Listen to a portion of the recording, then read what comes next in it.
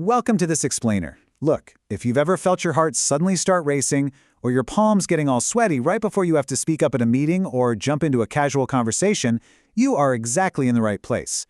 We are going to completely break down the psychological barriers to English fluency. We're looking at the real research and expert strategies that will give you a science-backed toolkit to go from feeling anxious and hesitant to speaking smoothly and with absolute confidence. So let's dive right in. Picture this. Have you ever known exactly what you wanted to say, but the very second you opened your mouth, the English words just entirely vanished? I want to validate that racing heart and that awful mental blank right now. It is literally a biological response. It's not a lack of vocabulary, and it's definitely not a lack of intelligence. You aren't actually forgetting the language at all. Your brain is just hitting the panic button because it's reacting to a perceived threat. Believe it or not, there's actually a scientific name for this. It's called xenoglossophobia, or foreign language anxiety. When you feel this specific anxiety, it triggers what's known as an amygdala hijack in your brain. Your body literally spikes your cortisol levels. And here's the crazy part. Because elevated cortisol physically impedes your hippocampus, it blocks your access to your long-term memory. So that mental block, that's just your neurobiology going into overdrive to protect you from what it thinks is a socially threatening situation. In this explainer, we're going to hit 5 key areas to help you dismantle these fears. We'll cover the science of anxiety, bust some massive fluency myths, talk about rewiring your brain, build a physical toolkit to calm you down, and finally, learn how to master spoken mistakes. Let's get to it. All right, part 1, the science of anxiety. To beat this, we first need to understand the mental block itself and see exactly how anxiety disrupts your brain's language processing. Anxiety is sneaky, and cognitive models show us that it actually interferes at 3 distinct stages. First, at the input stage, anxiety distracts you so much that you literally fail to process the linguistic cues you're hearing. Then, at the processing stage, all that worrying completely eats up your working memory. You just don't have the mental RAM left to handle grammar or vocabulary. Finally, at the output stage, it blocks retrieval from your long-term memory, which is exactly why you freeze or stutter. So the crucial takeaway here? Silence doesn't just mean you're afraid to speak. Anxiety might have actually blocked the information from entering your brain in the very first place. Moving on to part 2, busting fluency myths. It is time to tackle those deeply ingrained misconceptions that put totally unnecessary pressure on you and spike that cortisol we just talked about. Okay, we need to clear this up right now. Speed absolutely does not equal fluency. We watch movies or TV shows where characters are just rapid-firing dialogue for dramatic effect, and we think that's the goal. But in reality, fast speakers often completely lose control and clarity. Even native speakers have trouble understanding someone who's just rushing through their sentences. True fluency is all about smooth, natural, and clear communication. It's about you being the one in control of the pace. Here's another massive myth. The idea that only naturally outgoing, extroverted people can be confident speakers. That is entirely false. If you're on the shy side, please don't feel disadvantaged. Introverts simply prefer to think before they speak, whereas extroverts tend to process their thoughts by talking out loud. Taking advantage of little pauses to organize your next thought is actually a superpower used by highly effective public speakers. It gives you the space to breathe and construct your ideas with crystal clarity. So how do you take those pauses without feeling super awkward? You use what linguists call floor holders. Listen closely to native speakers. They use filler words like well, and right all the time. Or they'll just straight up say, just give me a moment to think. They use these phrases strategically to buy time, maintain their hold on the conversation, and process their thoughts. These are not signs of weakness, guys. They are universal strategic tools. Use them. All right, part 3, rewiring your brain. How do we stop that exhausting process of mentally translating every single sentence?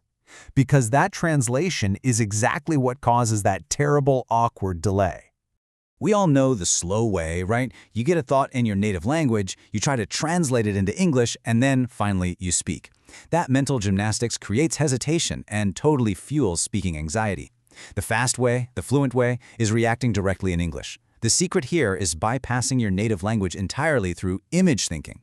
So when you see a chair, don't think of your native word for it first. Train yourself to connect the visual image directly to the English word chair. To make this automatic, you've got to try the 5-step shadowing method. Shadowing is basically listening to a native speaker and repeating what they say almost instantly, like an echo. First, pick a short, easy-to-understand audio clip. Second, just listen to it. Third, shadow the audio out loud while reading the transcript. Fourth, drop the transcript and rely only on your ears. And finally, record yourself to compare. This is backed by neuroscience. It literally forces your brain to process English without translating, which physically strengthens your brain's phonological loop. And here is the absolute best part. You do not need to do this for hours a day. Research actually shows that you only need 10 to 15 minutes of shadowing a day, maybe 3 to 4 times a week, to see measurable neural changes in your brain, specifically in the left cerebellum. More isn't always better. Consistency is the secret sauce that builds that muscle memory in your mouth and forms those new cognitive pathways in your brain. Let's turn this into an actionable 4-week challenge that will noticeably improve your pronunciation and your rhythm. Week 1 is all about the foundation. Just shadow using the transcript. In Week 2, build your confidence by dropping the text entirely. For Week 3, push your limits a bit by shadowing slightly faster natural conversational audio. And by Week 4, integrate it. Do 15 minutes of shadowing and follow it up with 10 minutes of actual free-flowing English conversation. Moving to Part 4, the physical toolkit. We've talked about the brain, but how do we handle that sudden physical panic right before it's our turn to speak? We need a way to short-circuit that amygdala hijack. To stop that panic in its tracks, we can use a super quick portable stress antidote developed by Harvard-trained Dr. Andrew Weil. It's the 4-7-8 breathing technique. You just inhale quietly through your nose for 4 seconds, you hold that breath for a count of 7, then you exhale completely out of your mouth for 8 seconds. Doing this for just 4 breath cycles massively lowers your cortisol. It immediately centers your nervous system, pulling your mind away from the anxiety and sending a physical signal to your body that says, hey, we're safe. Finally, Part 5, mastering mistakes. Because honestly, this is the ultimate confidence hack. Confident speakers do not avoid errors. They just handle them with incredible grace. Look, nobody expects perfection. Whether you're working with teams in the US, Canada, the UK, or Australia, mistakes are just a normal part of the day. The crucial point to remember is that apologizing quickly and taking ownership actually earns you way more respect than making excuses or trying to hide the blunder. Your boss makes mistakes, your coworkers make mistakes. What separates the highly respected professionals from everyone else is simply how they react when things go sideways. Here is your professional survival toolkit for when things go wrong. If you catch an error, just apologize cleanly. That was my mistake. Admit it without over-explaining. I got this wrong. And then immediately pivot to the solution. Let me fix this right away. Having these specific phrases rehearsed and locked in your brain completely takes the panic out of the situation. Remember, whether you blank on a word mid-meeting or you accidentally send an email to the wrong client, your response is what defines your professionalism. Just take a deep breath, own it clearly, offer a fix, and please, whatever you do, don't get defensive. If you fumble your words mid-sentence, literally just say, wait, I misspoke. What I meant was, and keep right on going. You've got this.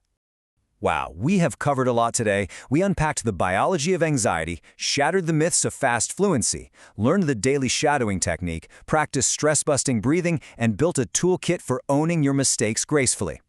Listen, confidence isn't just some magical trait you were born with. It's a muscle. It is built through action and by pushing through setbacks. So, what is it going to be? What exact step will you take right now to finally conquer your English-speaking anxiety? Will you try the 4-7-8 breathing before your next call, or are you going to start day 1 of the shadowing challenge? Pick one, take action, and let's start building that confidence today.